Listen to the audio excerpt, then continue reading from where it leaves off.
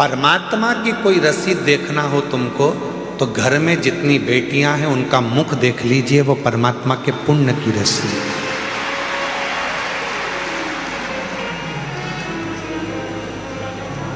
वो परमात्मा के पुण्य की रसीद है।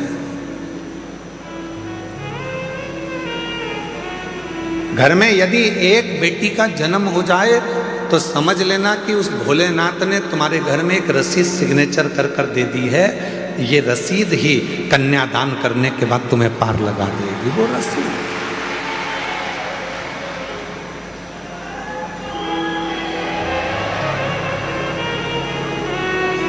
दक्ष प्रजापति के घर में 60 कन्याओं का जन्म हो गया। एक कन्या और मां जगत जननी दुर्गा भवानी से मांग रहे हैं और मांग।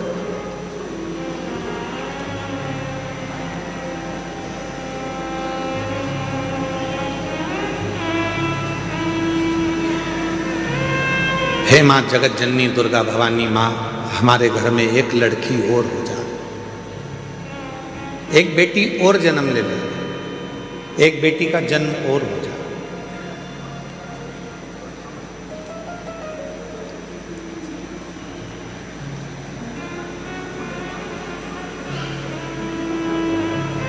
देवी जी ने पूछा, जगत जननी दुर्गा भवानी ने पूछा कि तुम्हारे घर में इतनी लड़कियां हैं,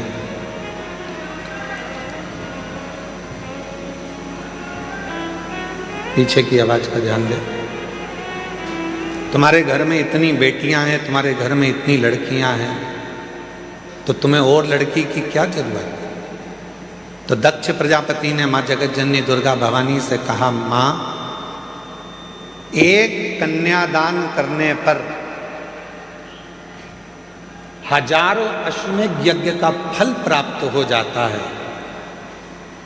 2 कन्यादान करने पर सोम यज्ञ का फल प्राप्त हो जाता है।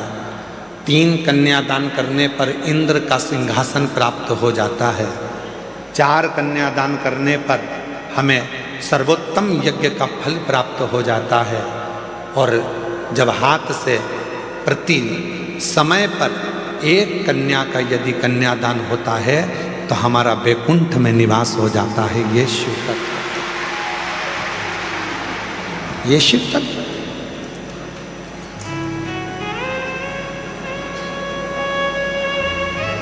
एक बेटी और दे दो।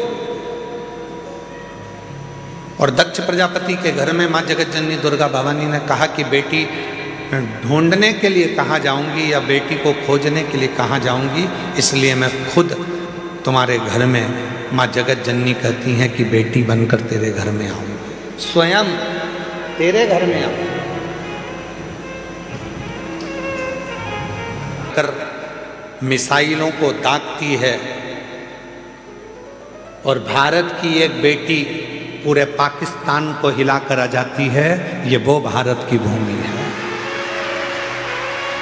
ये वो भारत की भूमि है जिस भारत की भूमि पर बेटियों का सम्मान है, जिस भारत की भूमि पर बेटियों का आदर है, जिस भारत की भूमि पर बेटी को कन्या रूपी रतन कहा जाता है, जिस भारत की भूमि पर बेटी को हमारे यहाँ एक माणिक रतन कहा जाता है, जिस भारत की भूमि पर बेटी को सम्मानता का भाव दिया जाता है, ये वो भारत की भूमि है। बेटियां बैठी हैं यहाँ पर ढेरों, जितनी बुजुर्ग माँ हैं वो भी किसी ना किसी की बेटी हैं, जो युवान माताएं बैठी हैं वो भी बेटी हैं, और जो मेरी छोटी छोटी कन्या बेटी हैं वो भी बेटी हैं। कितनी बेटी हैं?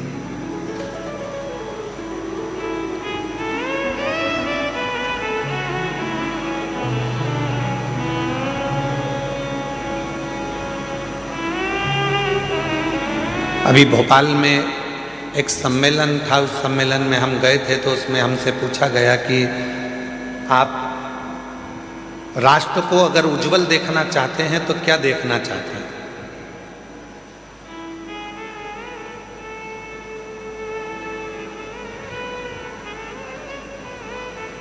एक कार्यक्रम था, उसमें हमसे पूछा राष्ट्र को आप उज्जवल देखना चाहते हैं तो क्या देखना चाहते हैं? तो हमने कहा हम ये देखना चाहते हैं, अभी तक नारा था बेटी पढ़ाओ बेटी बढ़ाओ, हमसे कोई पूछे तो हम भी एक नारा देना चाहते हैं, बहू पढ़ाओ और देश बचाओ। कोई हमसे पूछे तो एक नारा हम भी देंगे कि जैसे तुम बेटी को पढ़ा रहे हो, जैसे बेटी के लिए तुम अपनी जान दे रहे हो, वैसे बहू को भी अपने घर में आने के बाद उसकी इच्छा पूछो, बेटा पढ़ना है, आगे बढ़ना है, तुझे कुछ करना है। जैसे बेटी के लिए हम तत्पर हैं, वैसे बहू के लिए भी तत्पर। बहू के लिए, वो भी तो बेटी है हमारी। एक सुंदर चरित्र है अशोक सुंदरी का। अशोक सुंदरी जी की उम्र थी 9 वर्ष। भगवान शंकर मां पार्वती की सुपुत्री अशोक सुंदरी 9 वर्ष की थी। काशी में भ्रमण कर रही थी, क्योंकि काशी उनको प्रिय था।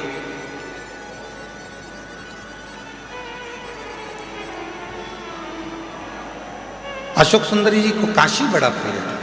काशी में रह रही थी, काशी में भ्रमण कर रही थी, और भ्रमण करते करते काशी की धरा पर अशोक सुंदरी एक दिन बाबा विश्वनाथ जी के पास में पहुंच गई, अपने पिताजी के पास। जब जाकर देखा तो पिताजी तो तप साधना में लीन थे।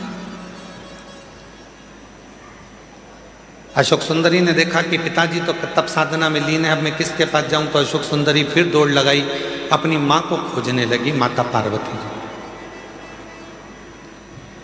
उस समय पर मां जगतजननी जगदम्बा अंबा माता पार्वती मैया असुरों का संहार करने के लिए गई थी। मां जगतजननी को ढूंढ, पार्वती जी मिलती नहीं। अशोक सुंदरी आखिरी में ढूंढते ढूंढते श्री गणेश जी महाराज के पास में गई, गणेश जी भी नहीं मिले। षडानंद कार्तिकेय जी के पास गई, षडानंद कार्तिकेय भी नहीं मिले।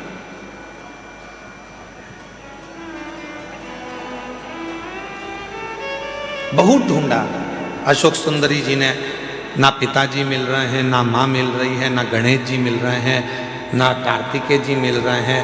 आखिरी में अशोक सुंदरी एक स्थान पर एक वृक्ष के नीचे बैठ गई, मौन होकर। और जो बात हमने आपसे पहले भी कही, आज फिर कहते हैं, जब तुम्हारे मन में अशांति उत्पन्न हो, जब तुम्हारे मन के अंदर बहुत ज़्यादा टेंशन हो, अशांति हो, चिंता हो, डिप्रेशन हो, कहीं मत जाओ।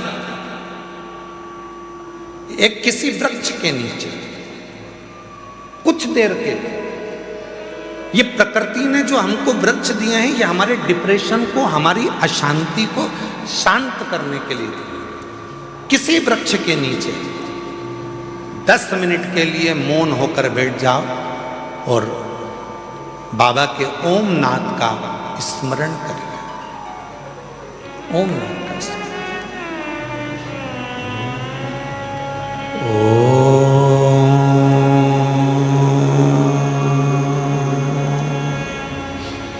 जब हम ओम नाथ का स्मरण करते हैं किसी वृक्ष के नीचे बैठकर, तो प्रकृति के देव भगवान देव अधिदेव महादेव हमारे ऊपर दृष्टि देते हैं, हमें देखते हैं। शिव महापुराण की कथा में लिखा है, गर्ग संहिता में लिखा है, पद्म पुराण में लिखा है, नर्मदा पुराण में लिखा है, स्कंद पुराण के रेवा खंड में लिखा है, जो पुण्य नदी के तट पर भजन करने में मिलता है, जो पुण्य तीर्थ में जाकर भजन करने में मिलता है, जो पुण्य घर से बाहर निकलकर भजन करने में मिलता है, वो पुण्य एक वृक्ष के नीचे बैठकर ओम का नाद करने से तुरंत प्राप्त हो जाए। वो पुण्य प्राप्त होगा।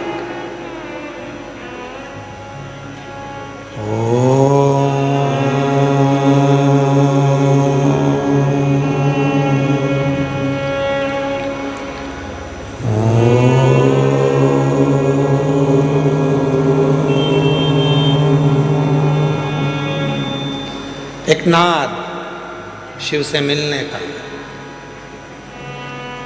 आप भी एक बार उच्चारण करिए, अपने नेत्र को धीरे धीरे बंद कर कर, पीठ को एकदम सीधा कर कर,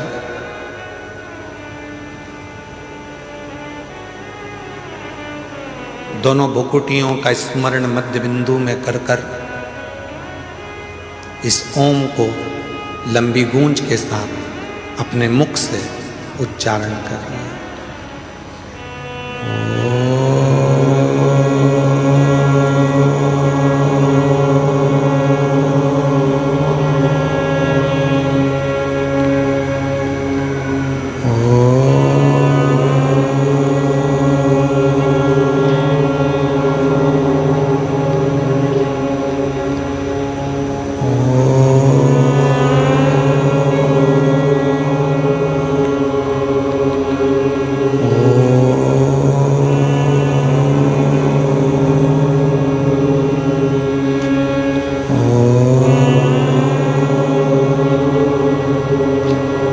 धीरे धीरे नेत्रों को खोलिए, स्मरण करिए देवाधिदेव महादेव के किसी वृक्ष के नीचे बैठकर शिव हमको देख रहे हैं और हम उस शिव को महसूस कर रहे हैं। ऐसा लग रहा है कि हमारे पास में हमारा देवाधिदेव महादेव कुबेर भंडारी स्वयं आकर खड़ा हुआ है। वो नाद है,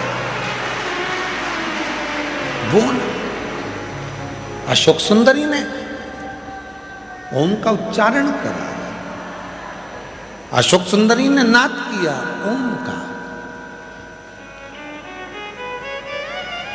शिव पुराण की विद्येश्वर संहिता कहती है, स्कंद पुराण का रेवा खंड कहता है, किसी वृक्ष के नीचे बैठकर जब हम लंबी श्वास लेकर ओम का उच्चारण करते हैं तो महादेव हमको देखते जरूर हैं।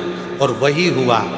जैसे ही अशोक सुंदरी ने काशी में बैठकर ओम नाद करना प्रारंभ करा, शिव जी की दृष्टि पड़ी तो इतने में भगवान शंकर तो तप में लीन थे और अशोक सुंदरी उनको महसूस कर रही है कि मेरे पिता है।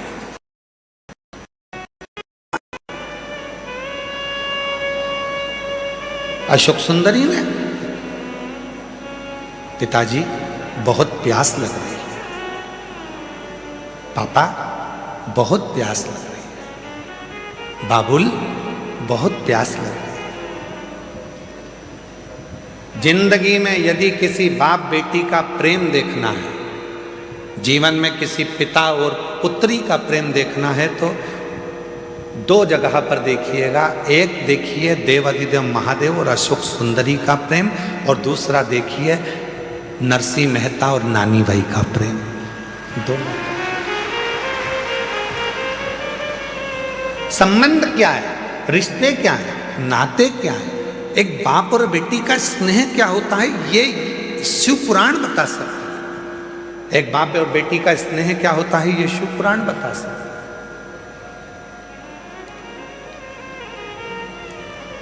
पिताजी मुझे बहुत प्यास लग रही है, बहुत प्यास लग रही है। पिताजी तो तप में लीन थे, कुछ बोले नहीं है, बस प्रकट हो गए, बोले कुछ नहीं, केवल प्रकट में। बहुत तेज प्यास लग रही है पिताजी। पिताजी कुछ नहीं बोले। थोड़ी देर बाद अशोक सुंदरी ने देखा कि मेरे पिताजी की जटा में से टप टप टप टप करते हुए जल बह रहा था। अशोक सुंदरी को लगा कि गंगा मैया सिर पे है तो वो पानी बहा रही है, मैं क्यों ना इस जल को पी लूं। और तुरंत अशोक सुंदरी ने पिताजी के कंधे पर जाकर लिपट गई और लिपट कर अशोक सुंदरी ने अपने मुख को ऊंचा करा और शिव जी की जटा से, भगवान शंकर की जटा से जो बूंद बूंद जल टपक रहा था उसको अशोक सुंदरी ने पीना प्रारंभ कर दिया।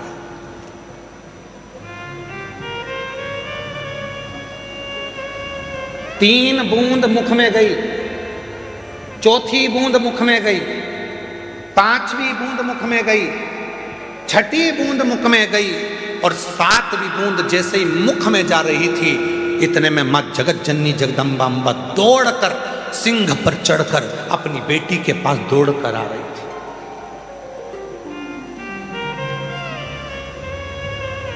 जगत जननी जगदम्बा अम्बा दौड़कर, सुंदरी सुंदरी सुंदरी सुंदरी अशोक सुंदरी सुंदरी सुंदरी, क्या बोले। शिव जी ने देखा कि पार्वती जी इतनी जल्दीबाजी में कहाँ से आ गई। तो पार्वती जी को देखकर शंकर भगवान तुरंत पूछा, क्या हो गया पार्वती, जो तुम इतनी चिल्लाती चिल्लाती अशोक सुंदरी सुंदरी सुंदरी अशोक सुंदरी सुंदरी सुंदरी अशोक सुंदरी करती हुई आ रही हो, क्या हुआ। अरे वो अशोक सुंदरी तुम्हारे पीछे बैठी है, उसको प्यास लग रही थी, पानी नहीं मिला, तो वो तुम्हारे शीश से जो बूंद बूंद जल टपक रहा है ना, उसको पी रही है।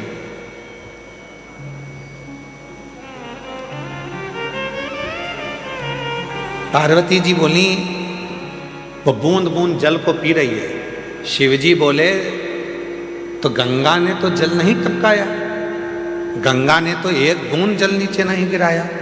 पार्वती ने पूछा, वही तो मैं बोल रही हूं कि गंगा तो आपकी जटा में बंद पड़ी हुई है, वो बूंद बूंद जल जो टपक रहा है वो जल नहीं है, तुम्हारे गले में जो वासुकी नाग पड़ा हुआ है, उस नाग का जहर वो उगल रहा था, वो उगला हुआ जहर मेरी बेटी के कंठ में जा रहा था।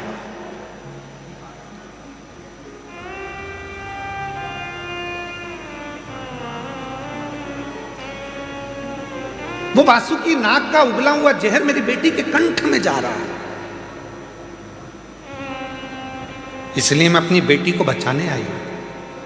शंकर भगवान बहुत तेज मुस्कुराए, हंस दिए। शिव जी ने कहा, पार्वती तुम मुझे जान नहीं पाई है। सुन लेना दुनिया के लोगों, जो शिव जी पे चढ़े हुए जल का पानी पीने के लिए मना करते हैं, जल पीने का मना करते हैं, उनके लिए कथा प्रेरणा है। लोग कहते हैं शिव जी पे चढ़ा हुआ जल नहीं पीना चाहिए, वो कथा को ध्यान से सुनना। आज रुद्राक्ष महोत्सव 2026 के प्रथम दिवस की कथा को अपने चित्त में बिठाना। शिव जी हंसे, पार्वती से कहा, पार्वती तू मुझे अभी तक समझ नहीं पाई है। पार्वती ने पूछा, क्यों, तूने क्या कहा। मेरे जटा से बाल में से पानी टपक रहा था और अशोक सुंदरी पी रही थी, और वासुकी नाग ने जहर उगला था, वो जहर अशोक सुंदरी के मुख में चला गया था। अरे पार्वती तो मुझे समझ नहीं पाई है। पार्वती अगर जहर भी मुझ पर चढ़ जाता है तो वो भी अमृत बन जाता है, तो कब समझेगी।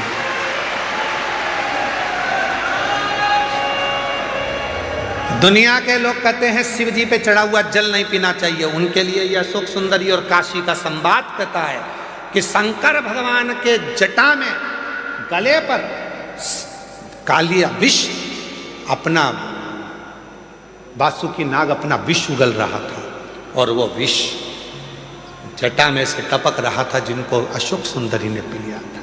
पार्वती तू मुझे समझी नहीं है। पार्वती, एक बेल पत्र मुझ पर चढ़ती है तो वो औषधि बन जाती है, एक दुर्वा मुझ पर चढ़ती है तो वो औषधि बन जाती है, एक बेर मुझ पर चढ़ता है तो औषधि बन जाती है, एक चावल का दाना मुझ पर चढ़ता है धान्य, वो औषधि बन जाती है। अरे पार्वती, जो जल मुझ पर चढ़ता है वो भले कैसा भी हो, वो मेरे ऊपर चढ़कर गंगा जल जैसी औषधि बनकर सुख प्रदान कर देता है, औषधि देता है। अब दुनिया के लोग बोलते हैं कि गुरुजी जल नहीं पीना चाहिए, तो दुनिया के लोग तो ये भी कहते हैं कि जल मत पियो, भले मदिरा पी लो।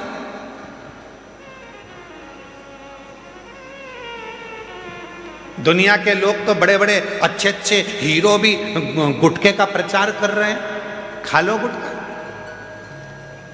दुनिया के लोग तो गलत गलत प्रचार कर रहे हैं, कर लो गलत काम। नहीं,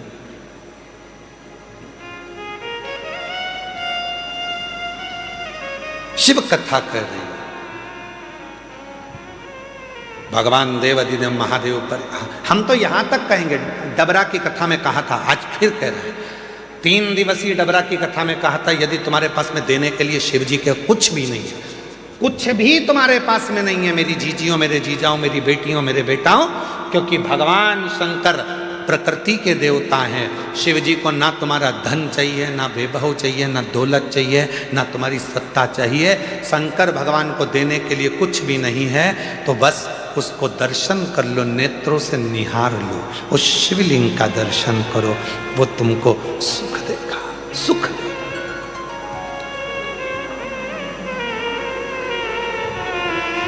जब हम रात्रि को यहाँ पर पहुंचे तो रात्रि में यहाँ पर आए तो एक माता जी ने एक पर्ची लिख के दरवाजे में सरका दी,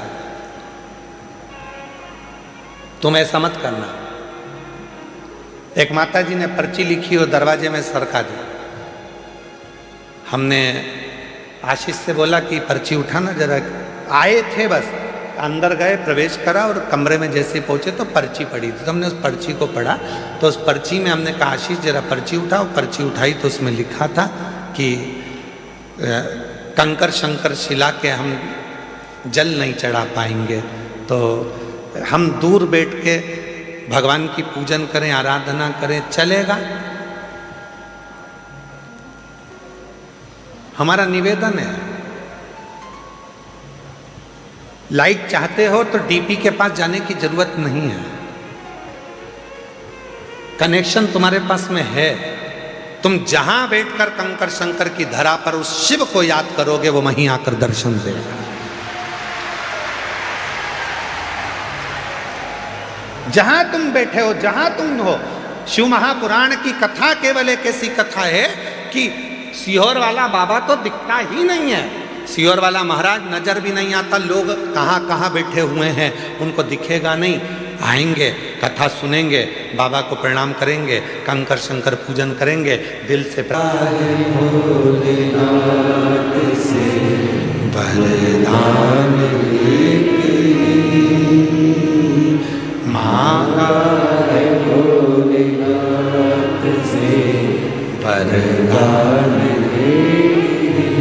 उसकी कृपा, उससे संबंध, वो नाता, वो रिश्ता, वो तुम्हारा हो जाए।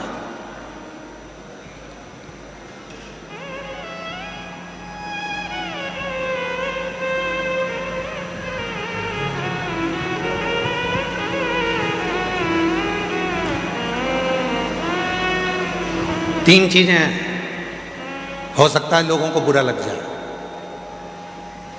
बोल रहे हैं जम के तो बोलो, संभाल लोगे? ठीक है।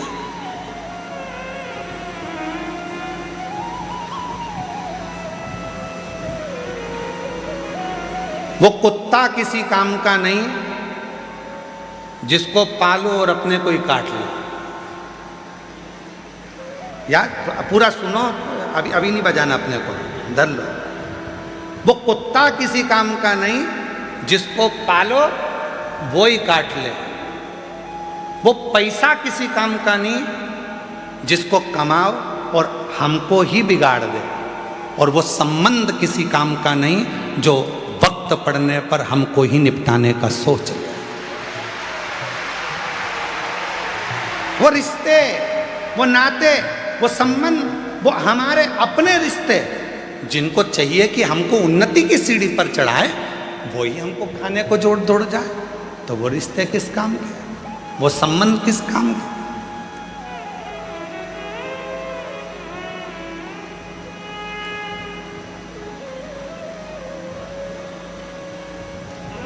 हमारे देवर जी तो बहुत अच्छे हैं, पर हमारी देवरानी ने हमारे देवर को कब्जे में करके रखा, रिश्ते खत्म कर दिए। अब उनका दोनों का अच्छा प्रेम भाव है, देवर पति पत्नी का। तुम्हें भड़काने की जरूरत क्या है, आग डालने की, घी डालने की? ये उनके कहने पे चलते नहीं, वो रिश्ते बेकार, वो रिश्ता किसी काम का नहीं है, वो रिश्तेदार किसी काम के नहीं है जो वक्त पड़ने पर साथ देने की जगह तुम्हारे को ही काटने का, तुमको ही निपटाने की सोच है, वो किसी काम।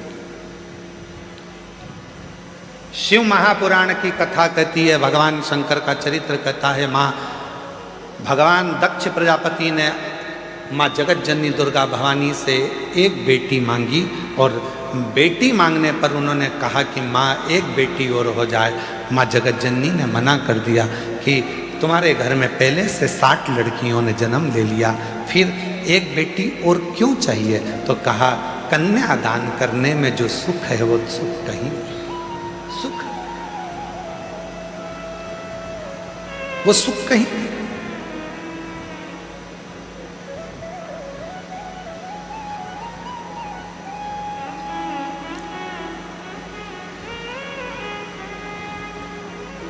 जगत जननी जगदम्बा अम्मा ने कहा कि मैं स्वयं तुम्हारे घर में बेटी बनकर जन्म आई।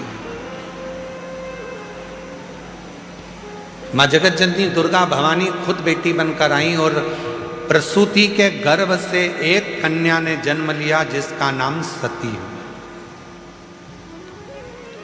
माता सती बाल्य अवस्था से, जब माता सती का जन्म हुआ था, जब गोदी में माता सती जी थी, प्रसूति की गोद में माता सती थी, बाल्यावस्था में माँ सती माता की गोद में जब अटखेलियाँ कर रही थी, दक्ष प्रजापति ने सती के जन्म उत्सव को मनाया, सारे देवताओं को बुलाया, सबको निमंत्रण दिया। शिव जी के पास में भी निमंत्रण गया, शंकर जी के पास।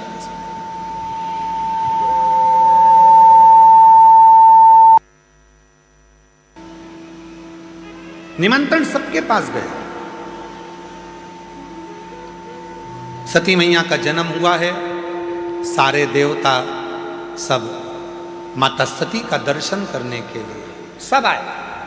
सती मैया अपनी अटखेलियां में लगी हुई थी, छोटी सी थी, गोदी में पड़ी हुई थी, गोदी में खेल रही थी, माँ की गोद में माता सती खेल रही। किसी देवता को माँ सती ने नहीं देखा, अपनी अटखेलियां करें। भगवान नारायण भी आए, लक्ष्मी जी भी आई, ब्रह्मा जी भी आए, ब्रह्मणी भी आई, इंद्र भी आए, इंद्राणी भी आई, गरुण भी आए, वरुण भी आए, सारे 33 कोटि देवता आए। तब तक माता सती ने किसी को नहीं देखा, पर जैसे ही भगवान देव अधिदेव महादेव सती मैया के सामने जैसे ही पहुँचे, गोदी में सती सोई थी, प्रसूति की गोद में सती सोई थी, और सती जैसे ही शिवाय, सती का ध्यान शंकर भगवान पर टिक गया। जैसे शंकर की कथा सुनने वाले, शिव महापुराण की कथा सुनने वाले कैसे होते हैं? कथा चालू होती है और एकदम साइलेंट, किसी की आवाज नहीं आती है, पड़ोसन बोले भी तो ये कोनी मार देती है, चुप। और पूरा इतनी संख्या में 2 माताओं को एक कमरे में बिठा दो तो इनकी बात खत्म नहीं होती है। और तुम लाखों की संख्या में बैठे हो, और मेरी जीजियां, मेरे जीजा, मेरी बेटियां, बेटे, मेरे बुजुर्ग माँ बाप पूरी कथा के पंडाल में बैठे हैं, पर किसी एक की आवाज नहीं, एकदम चुप होकर। और कहीं का बोल भी दे तो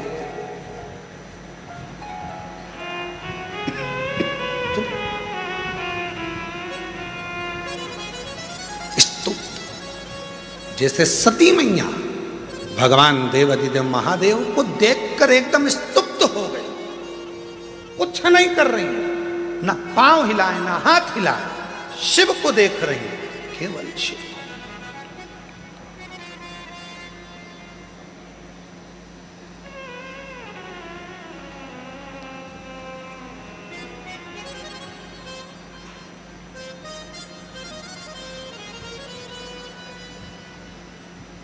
और भगवान देव अधिदेव महादेव ने सती को देखा, दक्ष प्रजापति को बुलाया और बुलाकर कहा, दक्ष प्रजापति जी, इस सती, ये मेरी जगत जननी जगदम्बा अम्बा तुम्हारे घर में आई है, सती तुम्हारे घर में प्रकट हुई है, इसका आदर करना, सम्मान करना, सत्कार करना। जिस घर में बेटी का अपमान होता है, जिस घर में बेटी का आदर नहीं होता है, जिस घर में बेटी का सत्कार नहीं होता है, एक दिन वो घर में धीरे धीरे लक्ष्मी संपदा वैभव समाप्त होते चले जाता है। आदर कर, बेटी का आदर। और आपका पूरी कथा को उठाकर देख लीजिए, दक्ष प्रजापति ने ना सती का सम्मान करा, ना सती जी के पति का सम्मान करा, ना सती का आदर करा, ना सत्कार करा, आखिरी में हुआ क्या, दक्ष प्रजापति का सिर कट गया और बकरे का मुख लग गया। सम्मान दो।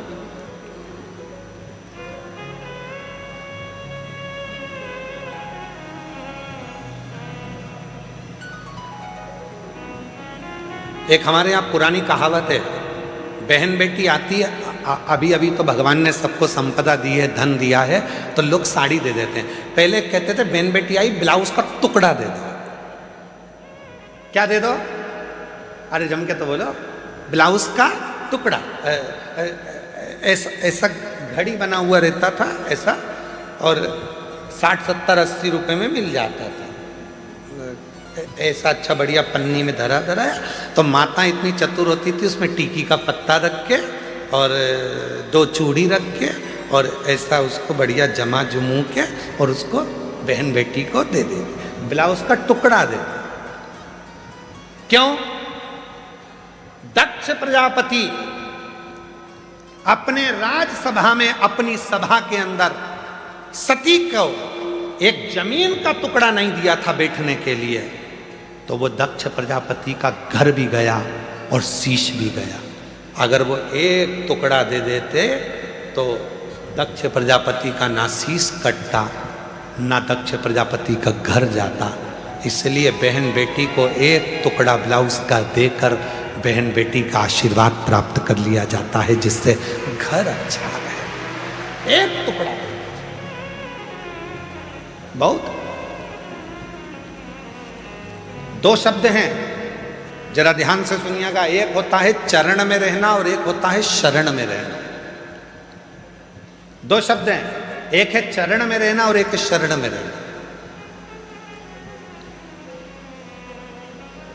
मंदिर में जाते हो, तुम्हारे घर के मंदिर में भगवान को दिया लगाते हो, पूजन करते हो, अगरबत्ती लगाते हो, धूप बत्ती लगाते हो, प्रणाम करते हो, मतलब तुम भगवान के चरण में हो। कहां पर हो? जम के बोलो जरा। चरण, इसको कहते हैं चरण में रहना। अब शरण में रहना किसको कहते हैं?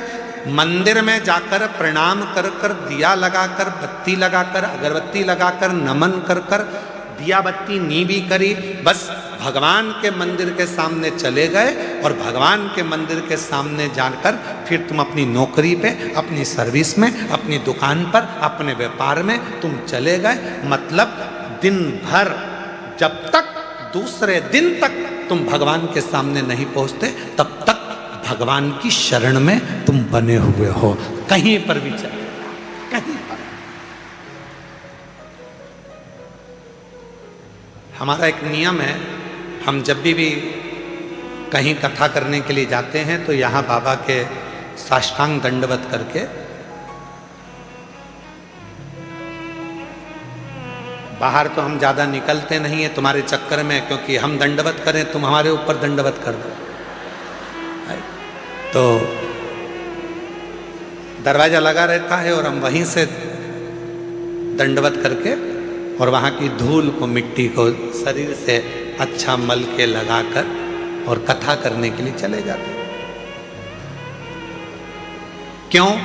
कि बाबा हम जब यहाँ से जाएं, जब तक आए तेरी शरण में रहे। और आप तो किस्मत वाले हो, चरण में भी तुम हो और शरण में भी तुम हो, दोनों तुम हो। आज बाबा के चरणों में भी बैठे हो और शरण में भी बैठे हो। ये शिव की उदाहरण, ये शंकर की।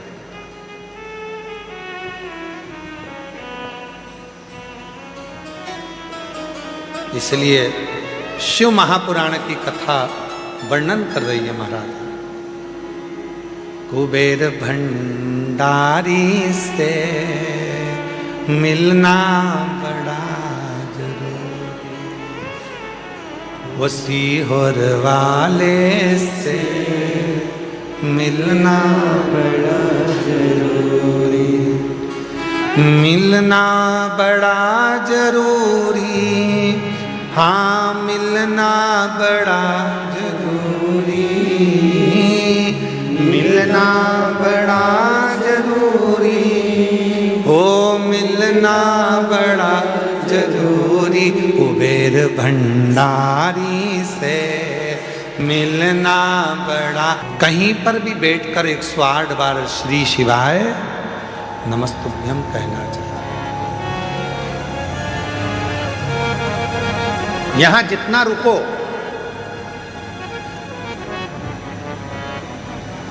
जितना रुको उतना भजन करो। रात्रि के समय पर 2 घंटा 3 घंटे का नियम बनाओ कि ढोलक मंजीरा रखकर सब कीर्तन, अपनी अपनी टोली बनाओ।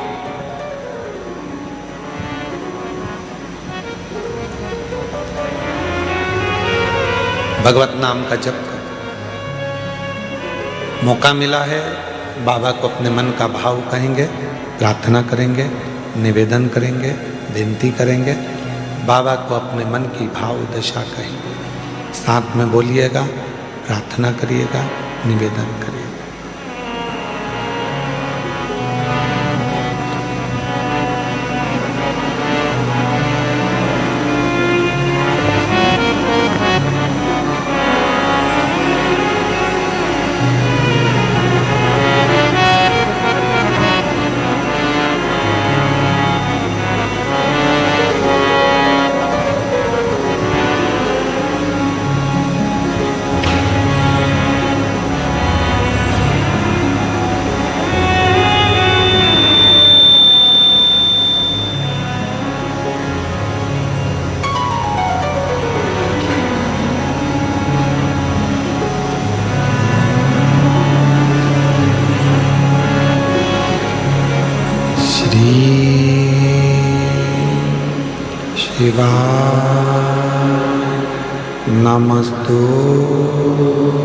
नमस्तुभ्यं श्री शिवाय नमस्तुभ्यं श्री शिवाय नमस्तुभ्यं श्री शिवाय नमस्तुभ्यं श्री शिवाय नमस्तुभ्यं। भोला सब दुख काटो, ओ भोला सब दुख काटो। शिव शंकर जपो तेरी माला, भोले बाबा जपो तेरी माला। भोला सब दुख काटो, ओ भोला सब दुख काटो। वेश है मंगलकारी, वेश है मंगलकारी। शमशान वासिया, शमशान वासिया, ओ भोला सब दुख काटो, ओ भोला सब दुख काटो, ओ भोला सब दुख काटो।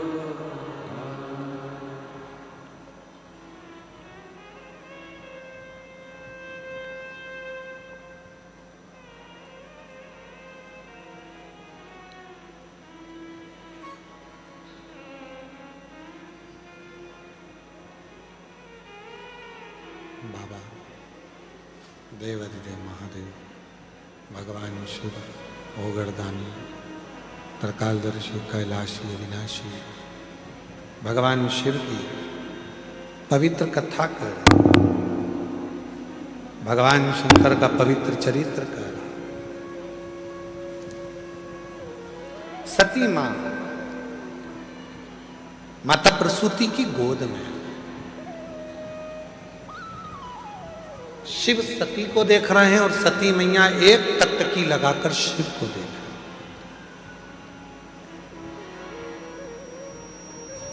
ओगड़दानी भगवान देवादिदेव महादेव ने दक्ष प्रजापति को बुलाकर कहा कि इसका सम्मान करो।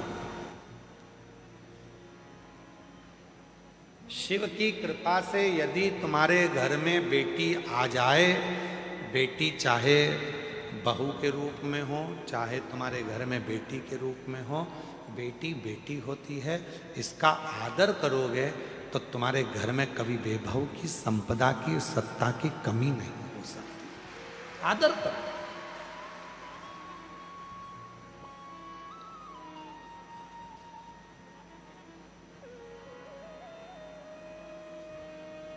पर दक्ष प्रजापति आदर नहीं कर पाए, इसलिए उनका शीश भी कटा। दक्ष प्रजापति आदर नहीं कर पाए, इसलिए उनका घर भी संपूर्ण नष्ट हो गया। आदर करते तो सुख था।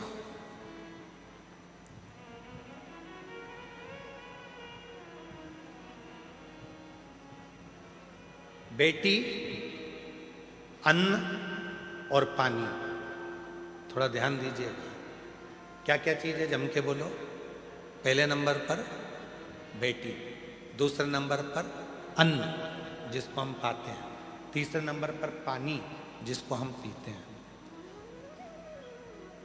इन तीन का आदर हमेशा होना चाहिए।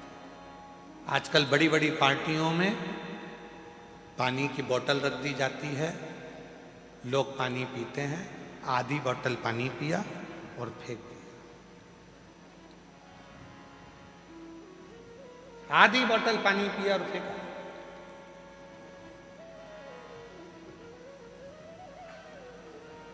एक पानी की महत्वता महाभारत में भी वर्णन करी गई है। महाभारत के चरित्र को पढ़िएगा।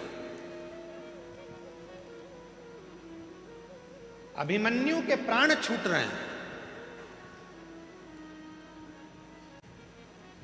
और अभिमन्यु पानी की बूंद के लिए तरस रहा है। सामने कर्ण का, राजा कर्ण का रथ खड़ा हुआ और अभिमन्यु कह रहे हैं कितना भी दुश्मन हो पर पानी तो पिला दो, प्यास लग रही है। चक्रव्यूह में घेर लिया गया था अभिमन्यु को, मर रहे थे, अभिमन्यु के प्राण छूट रहे थे और वो पानी के लिए तरस रहे थे, जल के लिए तरस। और मांग भी रहे तो किससे? कहा दुनिया का सबसे बड़ा दानी, दुनिया का सबसे बड़ा दानदाता यदि कोई था तो वो राजा कर्ण थे। मांग भी रहे हैं तो किससे? राजा कर्ण से। जल दे दो, जल, पानी पीना है। अभिमन्यु कह रहा है प्राण छूट रहे हैं, मुझे पानी दे दो। पास में जल की छाजल रखी थी। छाजल जानते हो आप लोग? जम के तो बोलो। छाजल जानते हो? एक मोटा सा, ना जाने ऐसा कोई कपड़ा आता है और कपड़ा इधर से सिला रहता है, इधर से सिला रहता है, चारों तरफ से उसमें इधर से सिलकर एक मुंह बना रहता है, उसमें पानी भर दिया जाता है और मुंह को बांधकर गाड़ियों में उसको टांग देते हैं तो पानी ठंडा होता रहता है, उसको पीते हैं। रथ में, कर्ण के रथ में पानी की छाजल टंगी हुई थी और राजा कर्ण से पानी मांगा जा रहा था। अभिमन्यु कह रहे मुझे जल दे दो और राजा कर्ण ने पानी का अपमान कर कर उस पानी की छाजल को उसके पास में पटक दिया, पर वो पानी अभिमन्यु को पीने को नहीं दिया, पीने को नहीं।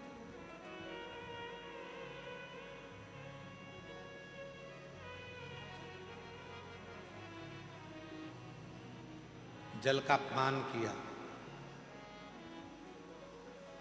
हमारा निवेदन है शादियां करो, आप मना नहीं है, शादियों में पानी भी रखो, मना नहीं है, पर वो पानी की जो बोतल है उस पानी पर एक लाइन बोतल में लिख देना चाहिए कि मैं जल हूं, आने वाले समय का कल हूं, मेरा सदुपयोग करो। बोतल में पानी बच जाए तो जेब में रख लो, बाद में पीना। इस जल का तुम सम्मान करोगे तो आने वाला कल तुम्हारा सम्मान करेगा। मैं जल हूं, आने वाला कल हूं।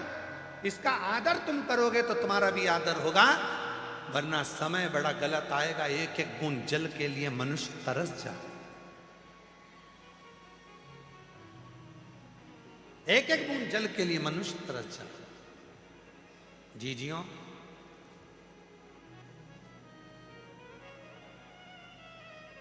हर वर्ष रुद्राक्ष महोत्सव आता है। ये गर्मी का थोड़ा समय आ जाता है जिसमें पानी की जरूरत पड़ती है, और इतना पानी कुबेरेश्वर धाम पर नहीं होता। इतना पानी नहीं है कुबेरेश्वर धाम पर। वो तो कोई कोई ना जाने भोले बाबा किसको भेज देते हैं और पानी की व्यवस्था करवा देते हैं।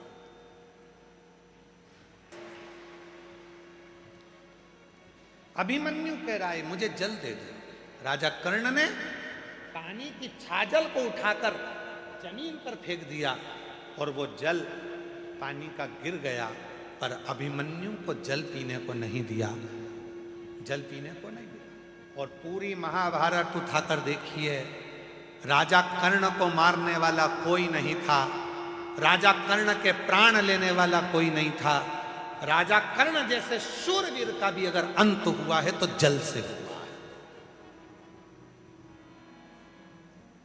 जो जल राजा कर्ण ने अभिमन्यु को नहीं पिलाया, पानी जमीन पर गिर गया।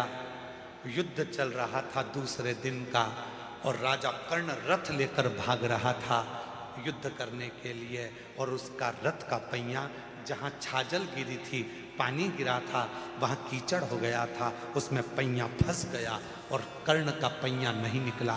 आखिरी में राजा कर्ण के प्राण छूट गए, मर गए।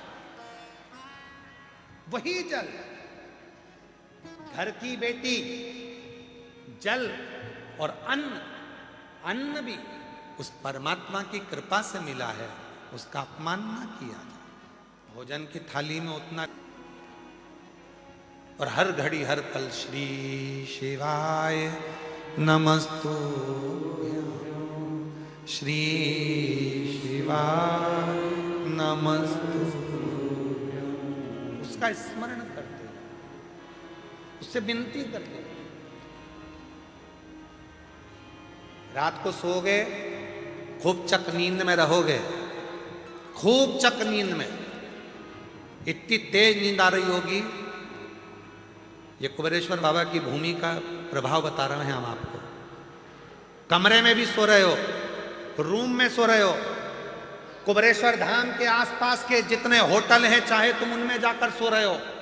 तुम्हारा कमरा भले एसी का हो, कूलर का हो, पंखे का हो, चाहे तुम जमीन पे सो, चाहे कुबेरेश्वर बाबा की बाहर कितनी भी होटल बनी है उन होटलों में जाकर सो, चाहे किसी के भवन में जाकर सो, कुबेरेश्वर बाबा की भूमि का प्रताप ऐसा है, कितनी भी चक नींद में सो रहे होगे, एक क्षण के लिए रात्रि के समय पर तुम्हारी नींद एकदम चमक कर उठेगी, एकदम लगेगा कोई आया है। चाहे होटल में सो लो, जमीन पे सो लो, चाहे कुबेरेश्वर बाबा की, अचानक से वो आता है, तुम्हारे सिर पर हाथ रखकर आशीर्वाद देकर चला जाता है। चिंता मत करना, क्यों चिंता कर? मेरा तू ही तो हमदर्द है, जिसे हर दर्द मेरा प्रकट प्रकट।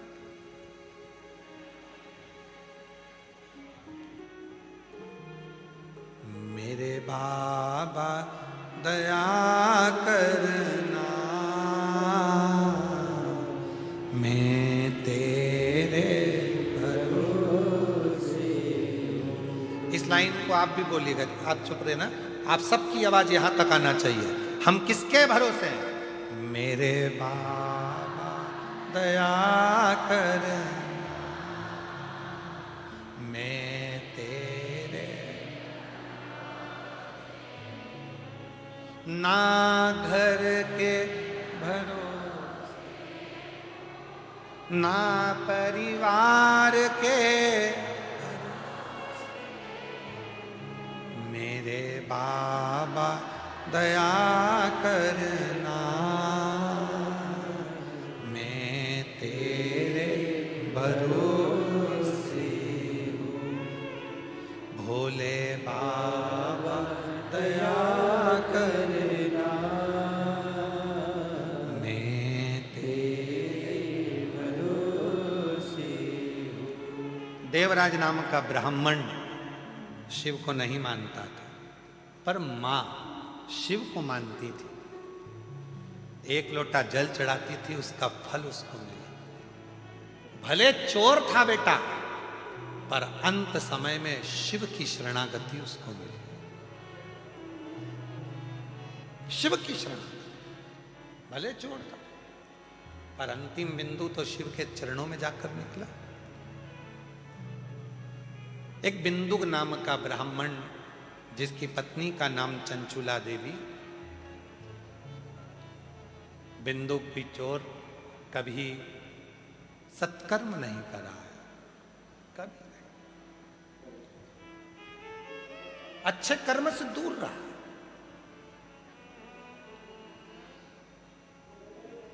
और वो अच्छे कर्म से दूर रहा, चोरी करने लगा, गलत काम करने लगा, जल में डूब गया, मर गया, प्रेत योनि में पड़ गया। चंचुला देवी काशी में गई, उसके कानों में शिव तत्व आ गया, पार्वती जी की सहेली बन गई,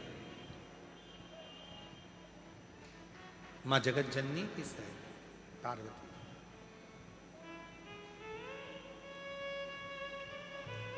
चुप रहती थी, मौन।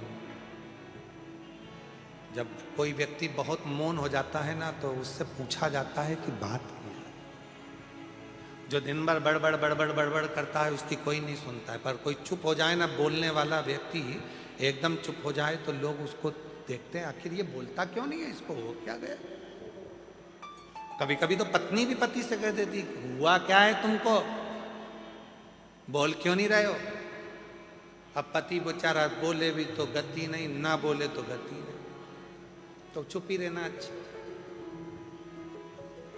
मैं बोलूंगा और तू फिर लड़ने बैठ जाएगी, तो मैं बोलूं ही नहीं तो अच्छा, रहने दे तू तो, मैं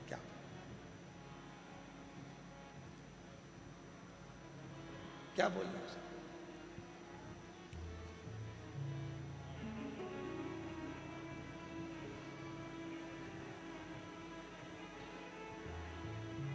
अब मौन थे चंचुला। पार्वती जी ने पूछ लिया तो कहा, एक काम करो, तुम्हारे पति को एक बार शिव पुराण की कथा सुना। कौन बाचेगा? तुम रुका जी। शिव पुराण की कथा किसी की सामर्थ्यता नहीं है कि कोई बाच ले, और किसी की सामर्थ्यता नहीं है कि सुन ले। जितने यजमान इस शिव महापुराण के लगभग 31 यजमान बने हैं, इन 31 यजमान को कहूंगा, तुम साधारण नहीं हो, तुम शंकर और पार्वती का स्वरूप हो, शिव पार्वती का स्वरूप।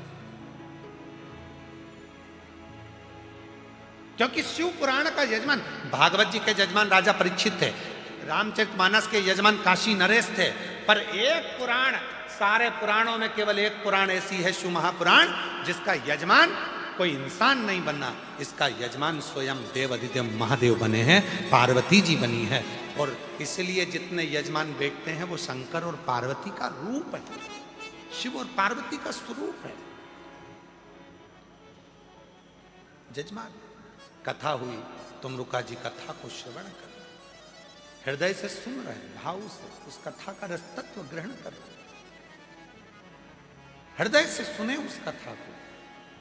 स्वयं शिव और पार्वती जी, भगवान शंकर और पार्वती जी ईसर गोरा बनकर पधार रहे हैं। जोरदार ताली बजाएं ईसर गोरा जी के लिए, साधुवाद करें। ईसर गोरा जी पधार रहे हैं। बाबा की यह पवित्र धरा पर रुद्राक्ष महोत्सव 2026 चल रहा है। कल देखो, आज भोजन में आलू टमाटर की सब्जी थी, रोटी थी, और अच्छा, तो आज भोजन में आलू टमाटर की सब्जी भी थी, रोटी भी थी, बूंदी भी थी, नुक्ती, और मिक्सचर भी था, और खिचड़ी प्रसाद भी था। अब कल क्या है? जम के तो बोलो। कल अपने बाबा जी की शिवरात्रि है, महाशिवरात्रि। जिस दिन मेरे बाबा का प्रथम शिवलिंग प्रकट हुआ, जिस दिन सती मैया ने शिव का दर्शन किया,